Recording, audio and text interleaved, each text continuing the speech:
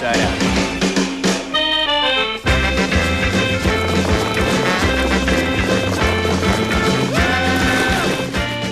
Hello, folks. This is your host, Tammy Tuckey, and you are now listening to the Tiara Talk Show. We bring you rare interviews with the makers of Disney magic. Whether they be singers, actors, Imagineers, animators, they have all made their mark on the Disney name. Be sure to check out the show notes, other episodes, contests, our social media pages from Facebook to Twitter, and more on our official website at www.thetiaratalkshow.com. All guest opinions are theirs and theirs alone and do not represent the opinions of the Tiara Talk Show or the host. The Tiara Talk Show is not associated with the Disney Company. Thank you for tuning into this week's episode. And from all of us here at the Tiara Talk Show, have a hoop-de-doo day.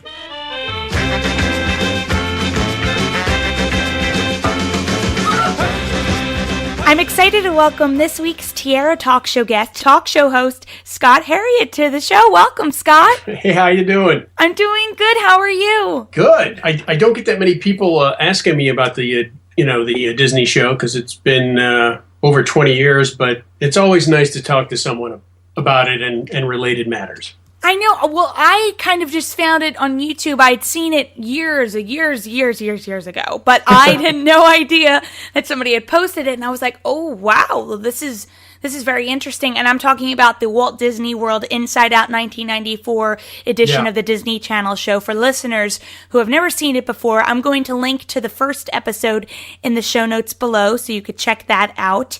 This was a fun Disney Channel show that was meant to talk about the latest and greatest at Walt Disney World. So you were the host of the show. Can you talk a little bit about the audition process to become the host? Oh, that's interesting. I'm trying to remember that far back there, Tammy, if I can.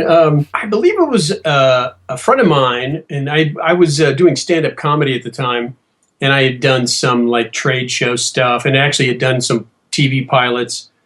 And a friend of mine, I believe his name is Scott Schaefer, who had done some producing, had recommended me to a friend of his, and went and auditioned for it, and got it. So it was an interesting, from what I heard about the genesis of the show. And so myself and the production company, whose name evades me, maybe Wrightwood Productions, I think, we did the first season, and we sure had a lot of fun doing it. And I'm very grateful I had the opportunity. It's any Disney fan's dream job to just go around Walt Disney World and say, hey, I'm going to try the newest attraction before it opens. But this just seemed like the perfect show, and it seemed like you had a lot of fun.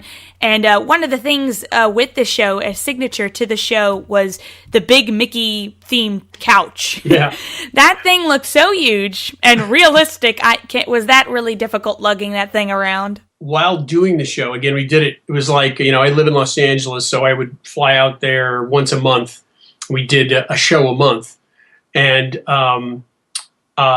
in that time, and then once the version with me and the production company went off the air, I would still have people for like at least a few years always asking about that darn couch.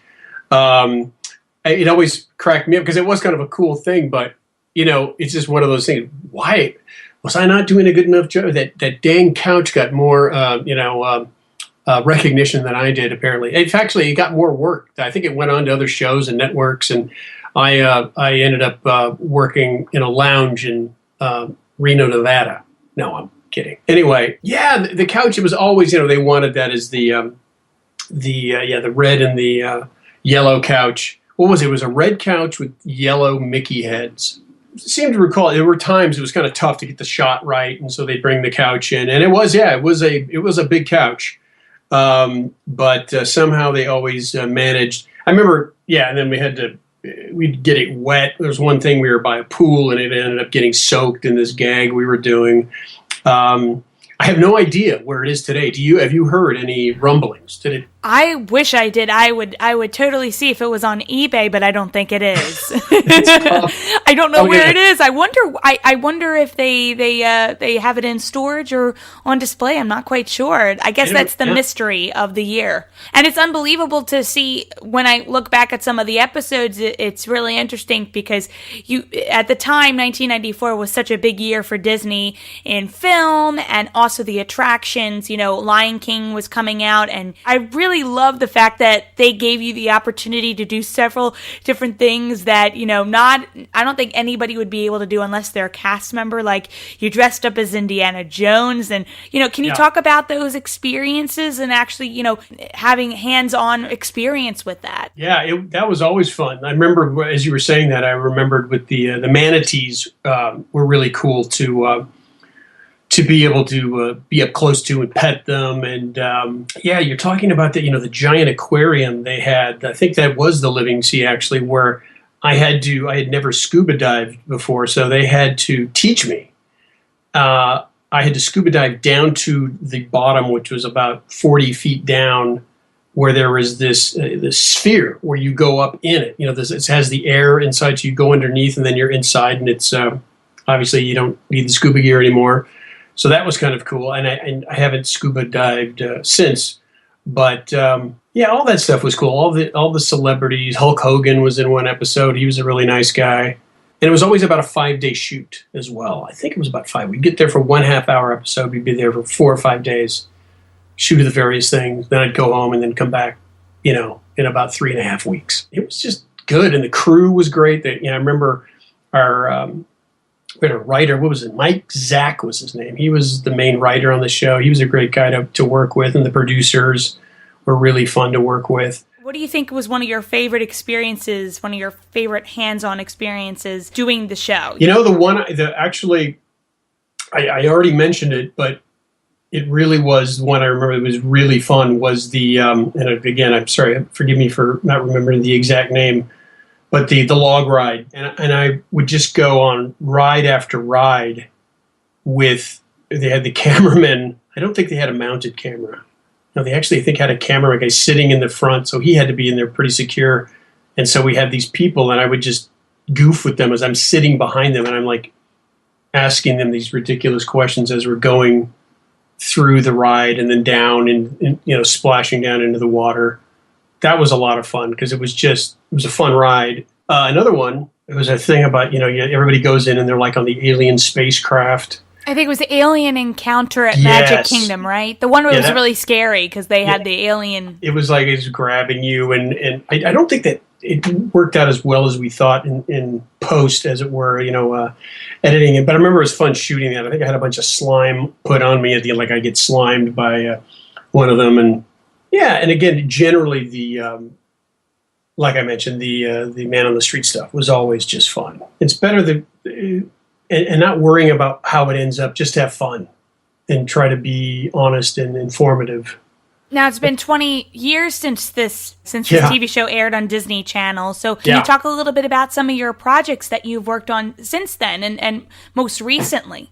Yeah, well, see, after that, let's see. A few years after that, I went back to doing stand-up, and then I got a really nice gig. There was a channel based out of San Francisco that was a national/international channel. It was called Tech TV, and it started off as ZDTV and then became Tech TV, and it was funded by a lot of the big, Microsoft and Yahoo. So basically, it was all shows about the burgeoning internet and technology, and so I co-hosted a show called Internet Tonight, and it was right when the internet was getting big, and this is like the late 90s.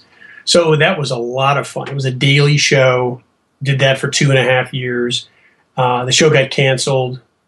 Basically, I've been making my own documentaries for the last 10, 11 years. It hasn't been anywhere nearly as lucrative, but it's been a heck of a lot of fun, and it's nice being the boss of the final product. And so I've learned to edit. I shoot them myself. I kind of host them. I'm on camera. You hear me more than see me. I try to have my story of my hiking, kind of the secondary story, but it's basically been about these adventurers who are out there doing these things. And the one I shot this year that I'm almost done with now editing is I went to Iceland for 10 weeks and love it. Just a great, great, beautiful country full of nice people, and hopefully it'll turn out pretty good. And it'll be available, Tammy, at squatchfilms.com.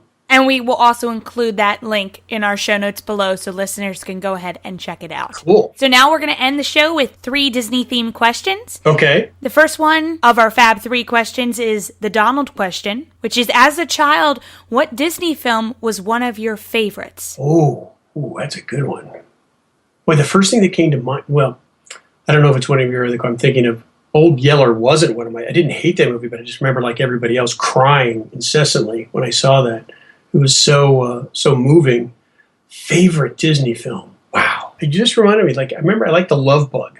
And our goofy question, what Disney character do you think would be your best friend if you met them in person? I think you gave it away in the question. Could be Goofy. And our Mickey question, if I asked you to name any Disney song at this very moment, what immediately comes to mind? A spoonful of sugar helps the medicine go down.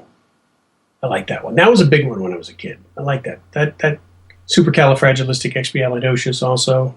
Well, thank you so much for coming on the show, Scott. Again, to listeners, we'll have that link down to Scott's website below if you want to check out some of his documentaries, including the upcoming one on Iceland. I'm very excited to see that because I've always wanted to travel to Iceland, and hopefully sometime in the near future I will. So yeah, I can't recommend it enough. Well, thank you.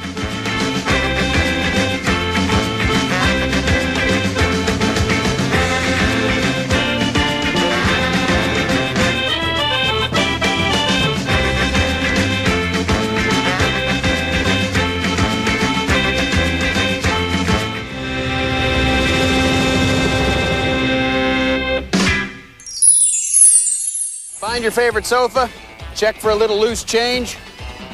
Hey, look at that, a sandwich.